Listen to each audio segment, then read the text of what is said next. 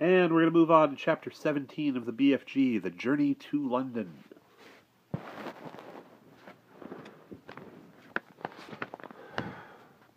The great yellow wasteland lay dim and milky in the moonlight as the big friendly giant went galloping across it. Sophie, still wearing only her nightie, was reclining comfortably in the crevice of the BFG's right ear. She was actually on the outer rim of the ear, near the top, where the edge of the ear folds over, and this folding over bit made sort of a roof for her and gave her a wonderful protection against the rushing wind. What is more, she was laying on skin that was soft and warm and almost velvety.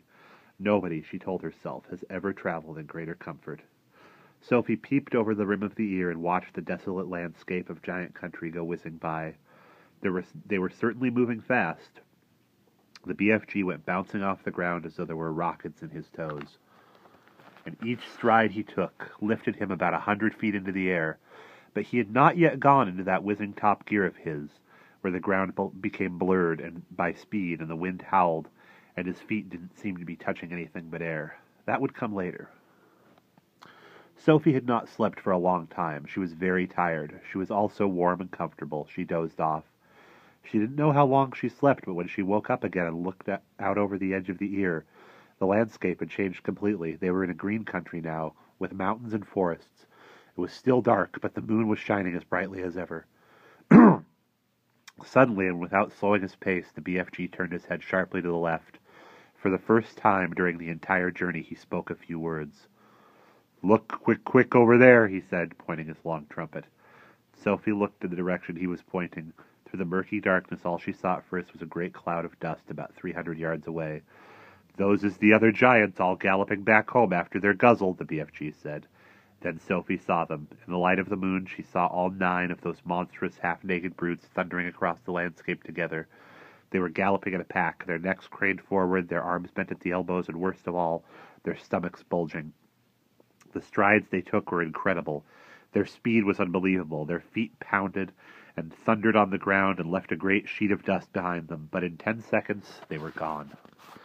"A lot of little girlsies and boysies is no longer sleeping in their beds tonight," the BFG said. Sophie felt quite ill, but this grim encounter made her more than ever determined to go through with her mission.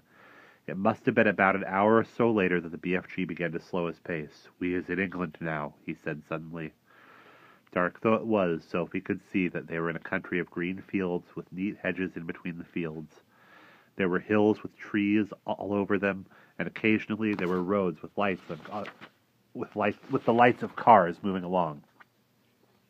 Each time they came to a road, the BFG was over it and away, and no motorist could possibly have seen anything except a quick black shadow flashing overhead. All at once, a curious orange-colored glow appeared in the night sky ahead of them. "We is coming close to London," the BFG said. He slowed to a trot. He began looking about cautiously. Groups of houses were now appearing on all sides, but there were still no lights in their windows. It was too early for anyone to be getting up yet. "Someone's bound to see us," Sophie said. "Never is they seeing me," the BFG said confidently. "You is forgetting that I is doing this sort of thing for years and years and years.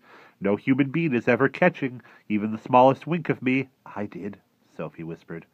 "Ah," he said, "yes, but you was the very first." During the next half hour, things moved so swiftly and so silently that Sophie, crouching in the giant's ear, was unable to understand exactly what was going on. They were in streets. There were houses everywhere. Sometimes there were shops. There were bright lamps in the streets. There were quite a few people about, and there were cars with lights on, but nobody ever noticed the BFG. It was impossible to understand quite how he did it. There was a kind of magic in his movements. He seemed to melt into the shadows. He would glide. That was the only word to describe his way of moving. He would glide noiselessly from one dark place to another, always moving, always gliding forward through the streets of London, his black cloak blending with the shadows of the night. It is quite possible that 1 or 2 late-night wanderers might have thought they saw a tall black shadow skimming swiftly down the murky side street, but even if they had, they wouldn't have believed their own eyes. They would have dismissed it as an illusion and blamed themselves for seeing things that weren't there. Sophie and the BFG came at last to a large place full of trees. There was a road running through it and a lake. There were no people in this place, and the BFG stopped for the first time since they had set out from his cave many hours before. "What's the matter?"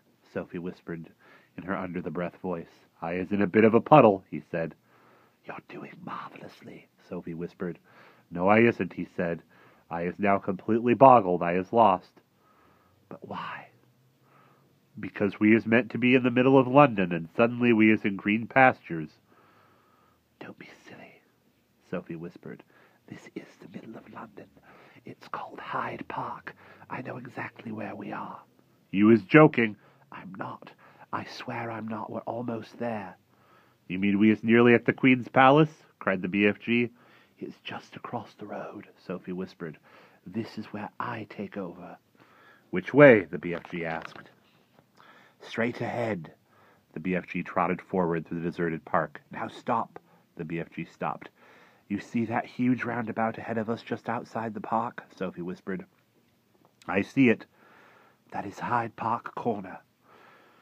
Even now, when it was still an hour before dawn, there was quite a lot of traffic moving around Hyde Park Corner. Then Sophie whispered, "In the middle of this roundabout there is an enormous stone arch with a statue of a horse and a rider on top of it. Can you see that?" The BFG peered through the trees. "I is seeing it," he said. "Do you think that if you took a very fast run, that you could jump clear over Hyde Park Corner, over the arch and over the horse and rider and land on the pavement on the other side?" "Easy," the BFG said. "You're sure? You're absolutely sure?" "I promise," the BFG said. "Whatever you do, you mustn't land in the middle of Hyde Park Corner."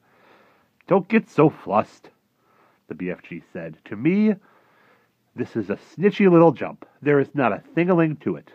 "Then go," Sophie whispered. The BFG broke into a full gallop. He went scorching across the park, and just before he reached the railings that divided it from the street, he took off. It was a gigantic leap. He flew over Hyde Park Corner and landed as softly as a cat on the pavement the other side. "Well done," Sophie whispered. "Now quick, over that wall." Directly in front of them, bordering the pavement, was a brick wall with fearsome-looking spikes all along the top of it. A swift crouch, a little leap, and the BFG was over it. "We're there," Sophie said. "We're in the Queen's back garden." All right, so that's Chapter 17. I will try to do another video today, too.